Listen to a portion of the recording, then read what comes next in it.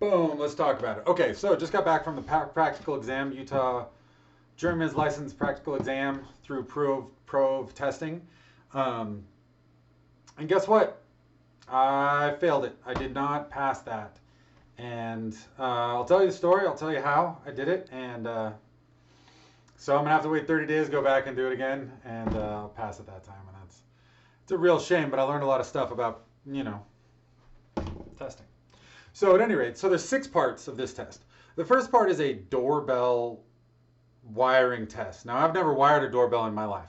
So there's a little doorbell, and there's a whole bunch of like alligator leads. Um, so you're basically hooking up a front doorbell, a middle doorbell, and a rear doorbell, and it gives you little instructions. It says one of the doorbells rings one way, one of the doorbells rings another. You read the little diagram that's actually printed on the doorbell itself, and you wire it up, and it's no problem. It's crystal clean. It's straightforward. Everything's good. So that went fine for me. Even though I've never done it, wiring diagrams are cool by me, straight through. So the next thing was the motor control center. And so I haven't done motor controls in a really long time. Everything I've done in the last 5 years has been PLC, so it's like a different deal. But it was really easy. They basically hand you a little ladder logic diagram, and you plug stuff in exactly as it says in the ladder logic diagram. They turn the thing on, and it works just fine. This was like very, very simple, start, stop, holding contact, auxiliary contact type deal. There was like 3 or 4 they could choose from, it looks like. And they all seem equally simple. There's just the only things on the board, so the only things they could possibly choose from are there's a contactor with a set of auxiliary contacts, there's a start stop button, there's a key switch, there's a little proximity switch, and some lights. And that's so any combination of those things. So basically start stop, holding, turn the machine off. If you learn that little ladder circuit, like the very first ladder circuit, you're going to be good. Just walk in the park. Transformer, really easy. What they do is they hand you basically like 6 colored wires. So it's real easy, it's just like a high voltage, low voltage type thing. I'm going to give the answer away right now.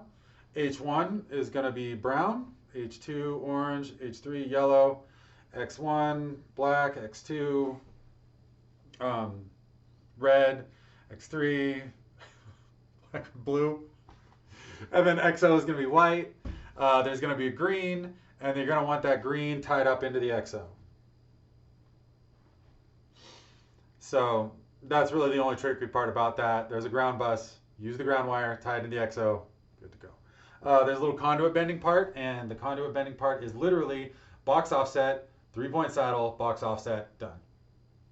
They don't care how many times you cut it. Don't cut it too short. There you go. And then, so you bend two conduits. Box offset, 3-point saddle, box offset. And the next box offset, 4-point saddle, box offset. They give you half an hour to do 2 of them. It doesn't seem very hard. And then the last thing they have you do, or I guess they can start you at any of the stations. It's like a circuit, right? So be any number. Is a 3-way, 4-way switch. And by this time I was so confident. I just had everything under control. It was no problem.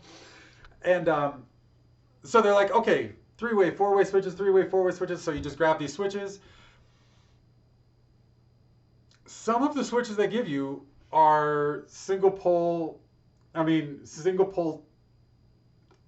They're 240 volt switches, and they look just like 4-way switches. And I just grabbed that one, wired it in like a 4-way switch, and obviously that shit didn't work.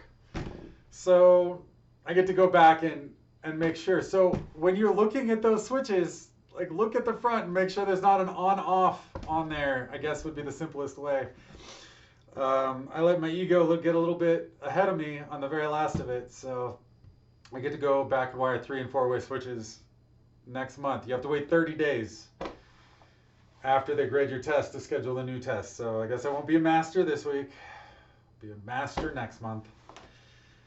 And it's embarrassing, but as long as you get to see me brag about how awesome I did on the written test, you could see me be, embarrassed about me screwing up on the practical. So now you know about the Utah Journeyman's practical exam. I feel like Prove Testing might be upset that I basically told you how the whole thing works. But also, if you go to trade school, they'll tell you how the whole thing works. Like, it's their job to like prepare you for this test. And if you come in from out of state or whatever, nobody's going to prepare you for this test. Nobody's going to tell you what's on it, like they would if you're getting out of trade school. So let me tell you what's on it, you know, and how to pass it, and also the little jam ups they throw at you. Um, Other than that, it was like a real pleasant experience. The guy who was there was like real knowledgeable. He was real nice. No problems there.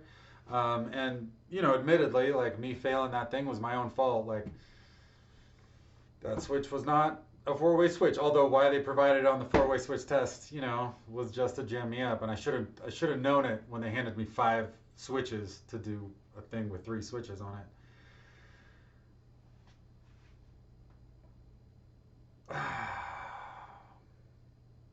Sometimes you get overconfident. Sometimes you go big. A little humility this time would be good. All right. Talk to you later.